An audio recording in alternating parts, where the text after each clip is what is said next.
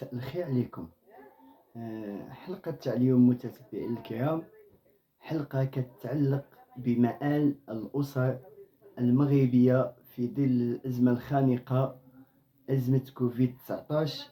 من بعدها تشكلوا مجموعة من التصدعات ومجموعة من الاختناقات لدى الأسر المغربية، اختناقات اقتصادية بالدرجة الأولى.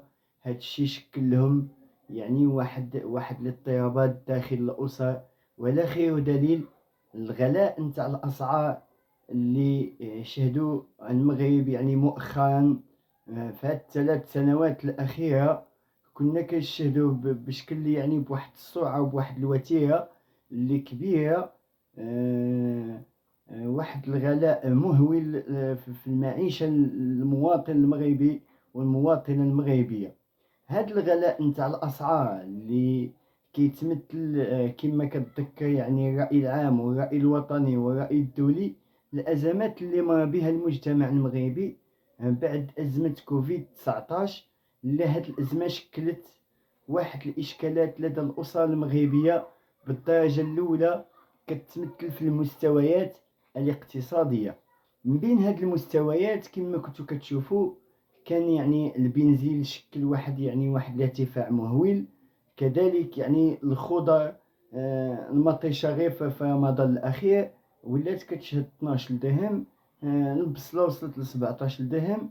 يعني واحد صراحة واحد الأثمنة اللي ما كتناسبش الدخل الفردي نتاع الأسرة المغربية، بناء على السميك، بناء على يعني فرص الشغل لكل أسرة على حدة.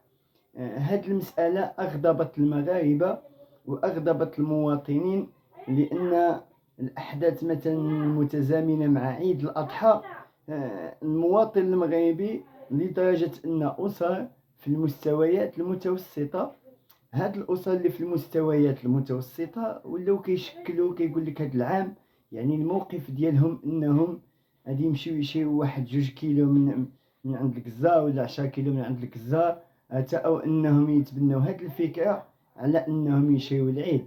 يعني هذه الأسر المتوسطة وطرحت الموقف نتاعها بشكل صريح. فما بالك يعني الفئات المعوزة والطبقات الهشة داخل هذا المجتمع اللي كتعاني. ربما هناك أسر يعني كتلقى الدخل الفردي نتاعها في اليوم 20 درهم ولا 30 درهم، أسرة كاملة يعني عايشين غير بتسخير الله كما كنقولوا، ناهيك على أن يعني أسرة يعني كيخرج يخدم الخدمة نتاع المياوم، يعني يخرج بناي ولا فلاح ولا منافي ولا أي حاجة يجيب فيها الجورني ديالو باش يقدر يوفر الشروط نتاع العيش الكريم لدى الأسرة ديالو.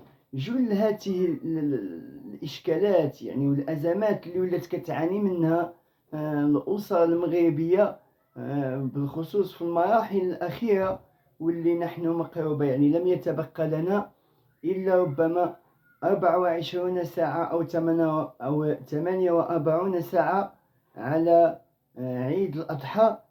كتشوفوا يعني الأثمنة المهولة، واللي ربما هذه المسألة يعني أجت الإعلام المغربي، جميع اليوتيوبرز، جميع الهيئات السياسية بين قوسين، وكذلك النشطاء السياسيين المبدئيين في إطار الفتح السياسي كيعريو هذا الواقع، كيفاش الدول الأوروبية التي كانت لا تفقه شيئا يعني في المستوى الزراعي أو المستوى الفلاحي المتمثل في تدجين الماشية، أصبحت يعني كتصدر للمغرب نموذجا إسبانيا. يعني واحد الخروف ب70,000 ولا ب700 درهم ولا 800 درهم كيجي لهنا يعني للسماسرة والكسابة نتاع المغرب عن طريق بالونات، يعني اللي قابضين هاد لي ماشي وما الى غير ذلك في العلاقات الدولية، كيبيعوا المواطن المغربي يعني داك الحولي ب200,000 ولا يعني ب170,000. يعني واحد الزيادات اللي مهولة ما كتراعيش شروط الأسر المغربية، اللي أصبحت يعني عوض ما أنها تقول بأن هذا الوطن كتستوفى فيه يعني الشروط نتاع العيش الكريم، ولات يعني كتخير قوارب الموت من أجل الهجرة إلى الديار الأوروبية لتنعم يعني بشروط العيش الكريم. بالتالي يعني هذه المسألة نتاع الأسر المغربية والأزمات اللي كيعاني منها أحيانا السياسيين ولا الفئات اللي كتتبع يعني الرأي السياسي والاقتصادي والدولي وما إلى غير ذلك وانتحاد الوطن، كيتسائلوا وكطيح لهم واحد الحيرة على السذاجة في السياسة في كيفية التعامل مع المواطنين. لأن الانفجارات نتاع القواعد الجماهيرية منين كتنبثق من رحم السياسات اللي كطيحها جهاز الدولة في حق هاد المواطنين في جل القطاعات، لا سواء حقل التعليم، حقل الصحة، حقل الفلاحة وما إلى غير ذلك.